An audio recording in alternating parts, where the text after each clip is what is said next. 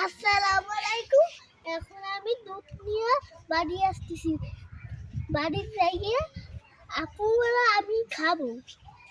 আসসালামু আলাইকুম। এখন আপনাদের দেখাবো কেমন দুধটা গরম দেখতে হয়।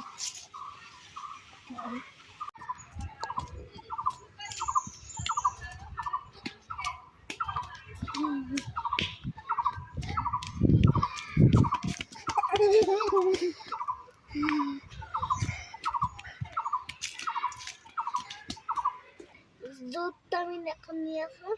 এখন দিদি বসে এখন আমি খাবো দুধটা।